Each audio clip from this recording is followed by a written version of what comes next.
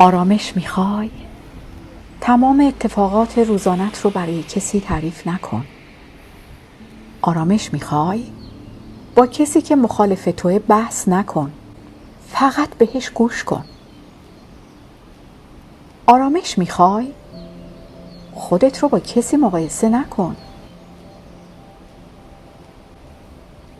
آرامش میخوای؟ به کسی وابسته نباش. عاشق خودت باش که فقط و فقط تو برای وجودت و برای خودت خواهی موند. آرامش میخوای؟ با همه بی هیچ چشم داشتی مهربان باش و از دیگران توقع نداشته باش. آرامش میخوای؟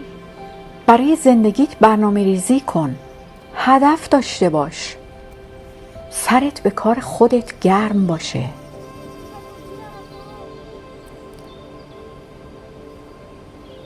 آرامش میخوای؟ شکرگزار باش. کمک کن. تو توانایی. شاید همه توانایی روحی و جسمی برای یاری کردن ندارن. خوشبختی و آرامش یعنی توانایی سپاسگزاری و لذت بردن از اون چه که هستید و اون چه که داری. به خاطر خودت میگم، گاهی دستتو بذار توی دست کودک درونت. بذار ببره تو رو هر جا که دلش میخواد، که یادت باشه زندگی شوخیه، به اشتباه جدی گرفته شده.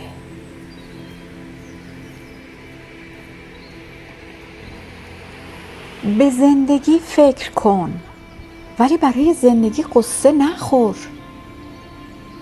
با شروع هر صبح فکر کن تازه به دنیا اومدی. مهربون باش، دوست بدار و عاشق باش. شاید فردایی نباشه، شاید فردایی باشه، اما دیگه عزیزی نباشه.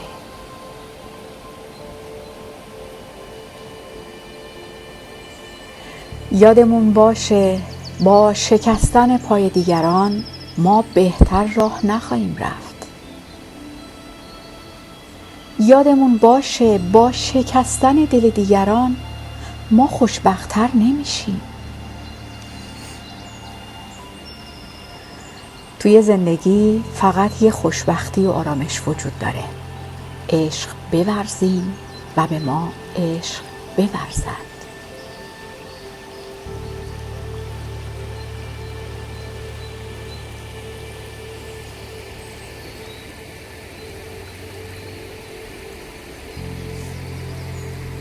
آرامش میخوای؟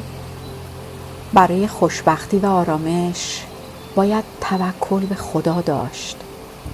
خیلیا میخوان اول به آسایش و خوشبختی و آرامش برسن، بعد به زندگی لبخند بزنن. ولی نمیدونن تا به زندگی لبخند نزنن به آسایش و خوشبختی و آرامش نمیرسن. خوشبختی و آرامش همین در کنار هم بودناست، همین دوست داشتناست. خوشبختی و آرامش همین لحظه های ماست، همین ثانیه هاییه که در شتاب زندگی گمشون کردیم.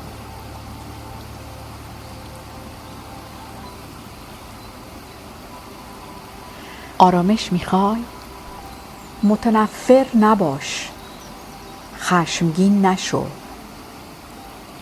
ساده زندگی کن، کم توقع باش.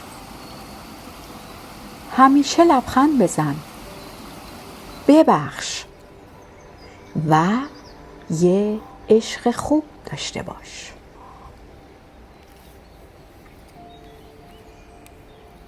زندگی شبیه فصله، هیچ فصلی همیشگی نیست.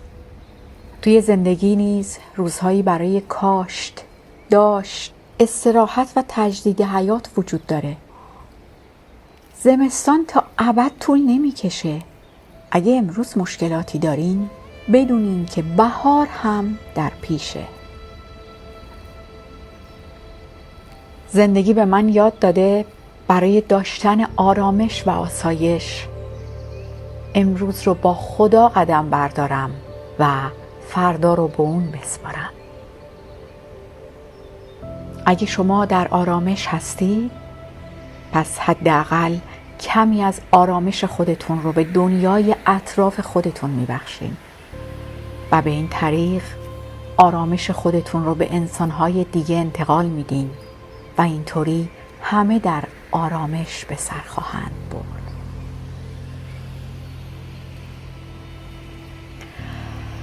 کاش خوشبختی و آرامش هم مانند مرگ حق هر انسان بود. خوشبختی و آرامش چیزی نیست که بخوای اون رو به تملک خودت در بیاری. خوشبختی و آرامش کیفیت تفکره، حالت روحیه. خوشبختی و آرامش وابسته به جهان درون توه.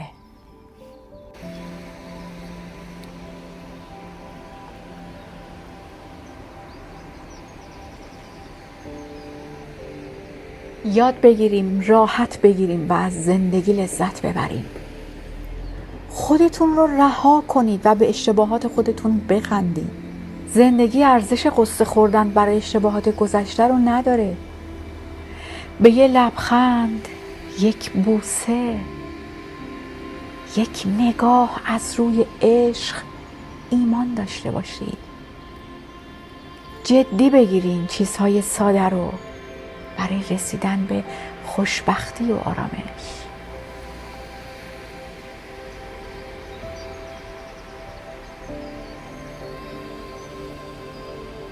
تا خدا هست کسی تنها نیست. من اگر گم شدم، تو اگر خسته شدی، در پس پرده اشک من و تو مأمن گرم خداست.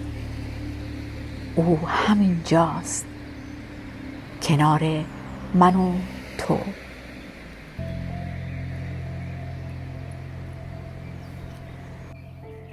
براتون آرزوی دلی گرم و مأمنی گرم از لطف خدا میکنم.